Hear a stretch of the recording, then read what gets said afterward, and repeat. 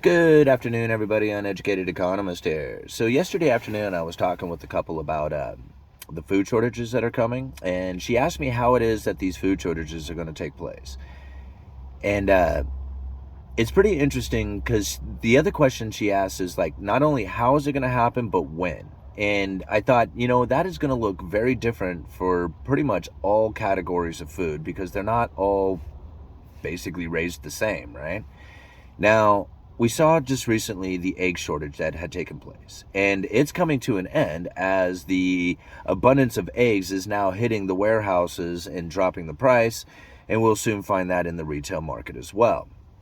Now, one of the other things that came along with this egg shortage was the narrative that was pushed out there to the media for everybody to understand why it is that the egg prices were moving up as high as they were. They certainly don't want the people to panic, and so they give them a reason to understand why it is that the egg shortage is the way it is, then they wouldn't start relating it into other things that they're going to start finding coming up in short supply.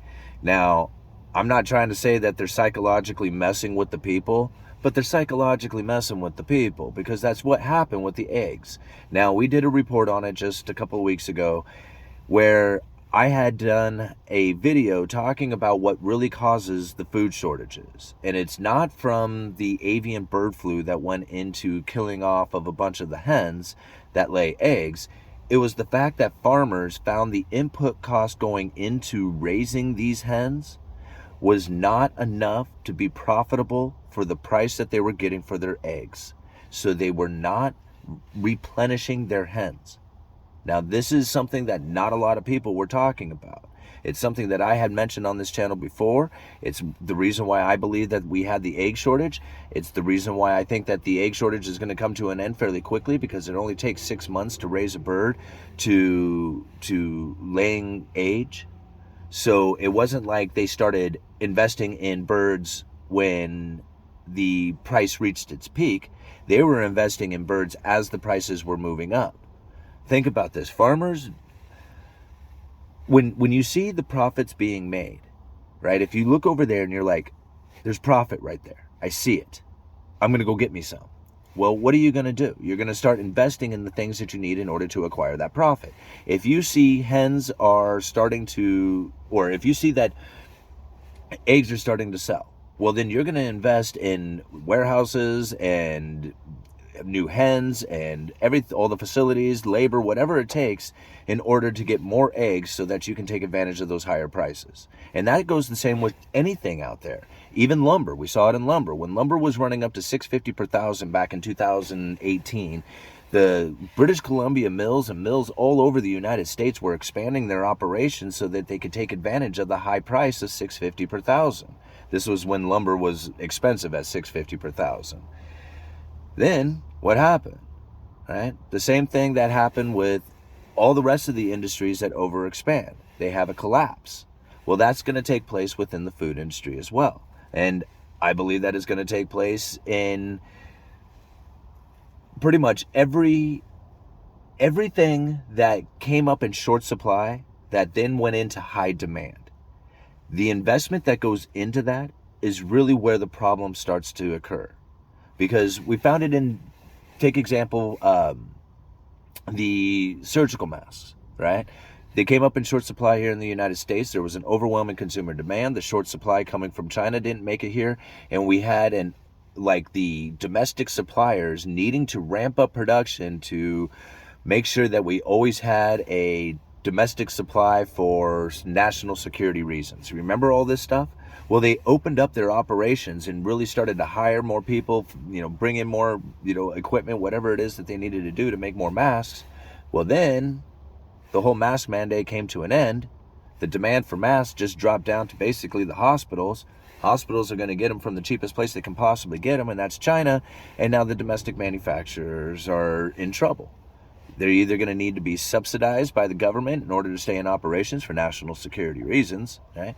Or you need to start, inflicting tariffs or, duties on these masks getting imported from China in order to make sure that they're competitive with the domestic manufacturers. So now a bunch of manipulation has to take place in order to maintain our domestic supply of dust masks. I mean, this is This is the same story that happens throughout all kinds of stuff.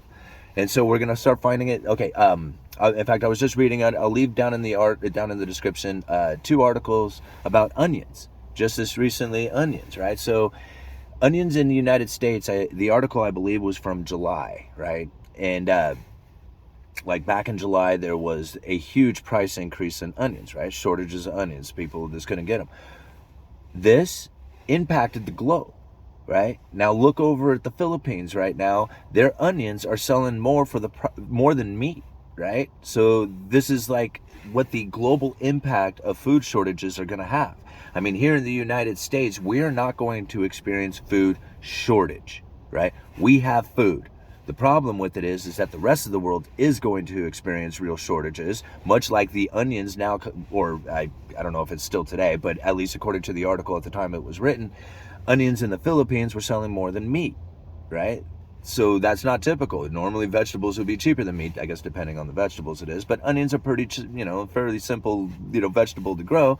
There's not much to them. And considering that the shortage took place here in the United States 6 months before it was showed up in the Philippines, really says a lot about how this kind of ripple around the world. And it's going to take place going into the future. Look at milk, right? I'm going to leave a link down in the description for an article talking about how there's going to be milk shortages coming. And this is something that I thought about back. Remember when they were dumping all the milk? You remember that? We did videos on this one too. The farmers were dumping milk because they had no place to put it. And everybody was coming up with these excuses. Oh, they should be making cheese and, giving it to the schools or whatever. It doesn't work like that. See, these commercial farmers, these commercial milk farmers, they had a place to go with their milk. Right? This is where it goes. But all of a sudden, that supply chain got shut off. There was no place to go with it. It was just like you could say, yeah, go make cheese, but you need to take it to a place to go make cheese with. There is no facility. The facility that these guys were sending their milk to was not taking the milk. They had no place to go with it, and they had to dump it. And so now you think about it. If you're a farmer who's dumping milk, and it's time to replenish your cows, and you're dumping milk right now, are you really going to do that? I mean, does that intuitively make sense to you that you're like, man, I need to go get a bunch of more cows because I'm dumping milk out into a field because I have no place to go with it? So what ends up happening, right? There's a gap in production that takes place, just like anything else. There's that gap in production of new cows not coming to the farmer. He doesn't, he's just like, I'm not investing in new cows if I'm not getting the price for milk, or if I can't sell my milk, or I don't know if I'm going to be able to sell my milk, right? And so that gap in production leaves like a space in which that there is not enough cows producing during that time. Obviously, you can produce more cows and like beyond that gap, but that gap occurs, right? And that's what I believe is going to be happening here towards the end of the year, is that we're going to start experiencing milk shortages for that very reason. Now, whatever the mainstream media comes up for excuses, I can't tell you what that's going to be. They're probably going to blame the Canadians on it, right? Because there's a lot of like, I guess, dairy trade that happens between Canada and the United States, and so they're probably going to end up blaming Canadians. I don't know why I say that, but it just gives like, they got to come up with some excuse, and I think they've already used that one in the past, so I think it's just another one that they can just rehash up, and I'll go see if I can find the articles for that one too. I'm not trying to pick on Canadians. I mean, I do believe that is a real case, that there was a tariff issue that took place between dairy farmers and the Canadian government or something like that.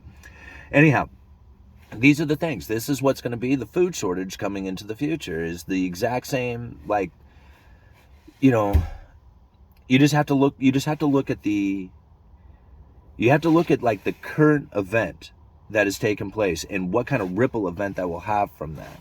I mean, we were watching the videos of the onion farmers like basically dumping out all their product because they didn't have any place to go with it. Well, then we had onion shortages. Well, guess what it did? It rippled around the world, and now the price of onions in Philippines is expensive. See how that, I mean, it just kind of falls on down the line.